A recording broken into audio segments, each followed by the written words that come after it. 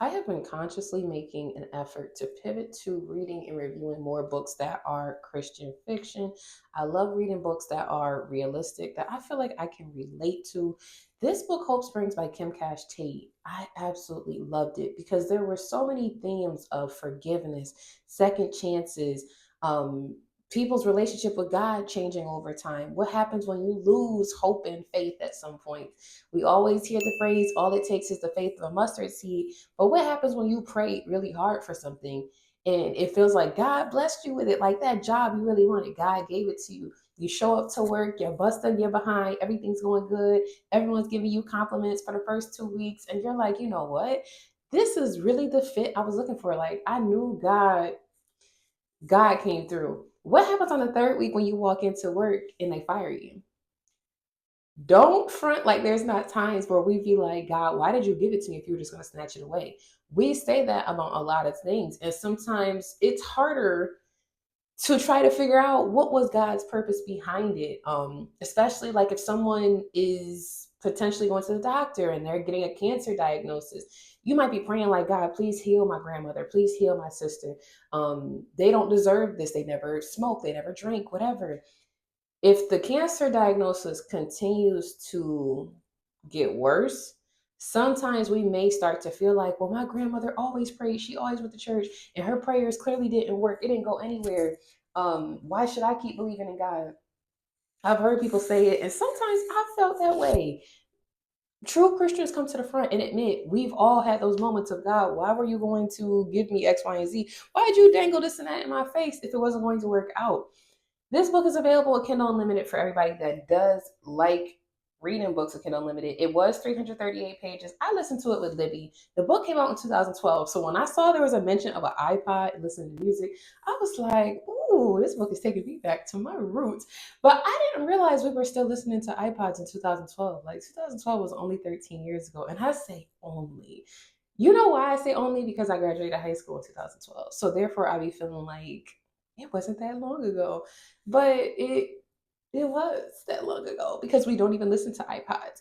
Now the book overview gives a very good description of everybody's situation. You have Janelle Evans, who hasn't gone back to Hope Springs for family reunions since losing her husband, which is completely understandable. Becca Anderson um, has been in the ministry trenches for years. She's been recruited as the newest speaker of a large Christian conference, but her husband feels called to becoming a pastor of the late father's church in Hope Springs. Will small town living affect her ministry dreams? Stephanie London is married to a doctor in St. Louis and living an ideal life when her cousin Janelle volunteers to stay in Hope Springs and care for their grandmother. She feels compelled to do the same. It's a decision that will forever change her. This is an inspirational and romantic contemporary read. It is a standalone. It's approximately 90,000 words. What I enjoyed was seeing how every character dealt with grief and mourning in different ways. You have one character whose not her parent, her husband had just passed, and she's going through the motions of that. I've never had a spouse that passed away.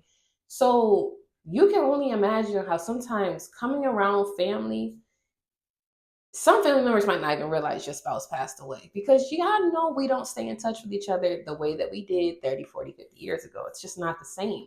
So sometimes you might have a partner come up or a friend or family member come up to you and be like, how is Gerald doing? And you're like, girl, Gerald died 2 years ago. I've been mourning publicly about it.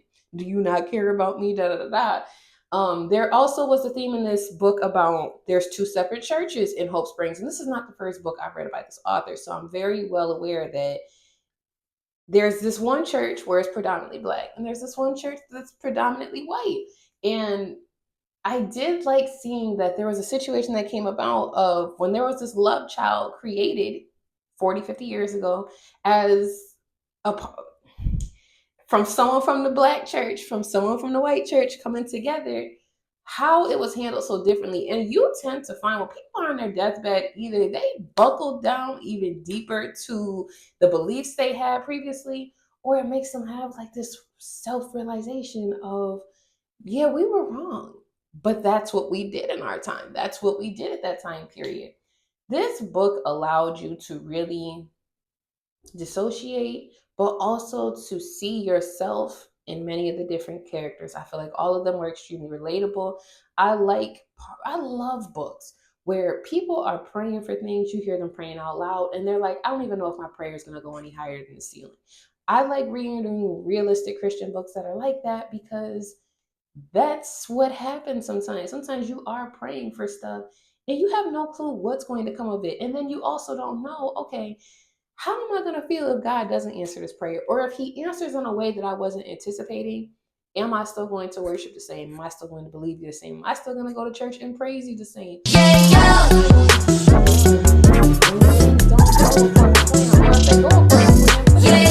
I was anticipating. Think about the times where we don't pray for jobs. We was like, yes, this is the job I wanted. And you don't get fired. You're working there for 6, 7 months. By the 8th month, you're like, this can't be the job I prayed for. God, why you let me come work for these people if you knew that they were going to be in here cutting us down to 15 hours a week? You know I can't pay my bills on that. But sometimes we want stuff so bad that when we're praying for it, we just don't realize, like, you're praying for your curse. You're praying for something that's going to be to your detriment. And I'm not going to say that sometimes we feel like God be like, here, take it.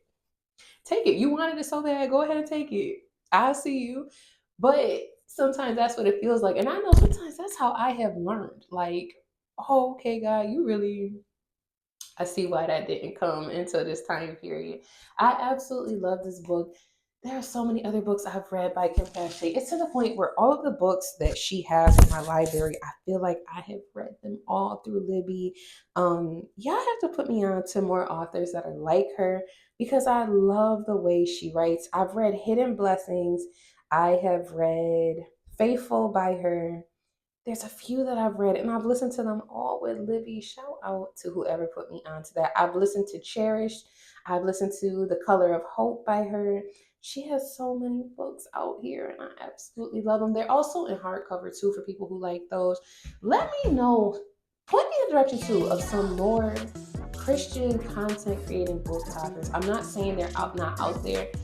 I just know I'm at this place where I do want to find more Christian authors for me to be reading and for me to be interacting with that type of content and that type of books. Just for the simple fact of I know sometimes that reading Christian fiction for me, it helps me when I'm having those moments where I'm like, oh, I haven't read my Bible in a minute and I do want to get back closer to God. I want to keep working on my relationship with God, but at the same time, I don't. Yeah, I know what it's like. Sometimes you avoid getting into the word. Don't act like I don't know what I'm talking about. I feel like when I'm reading more Christian fiction, it helps me in my relationship of getting back to reading the Bible more consistently or more consistently than I have been.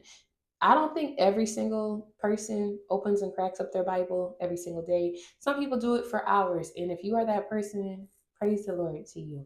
I'm working towards getting back to being that person because some years ago I was. Your girl is on a journey. So give me the recommendations in the comments and I look forward to seeing y'all in the next book review.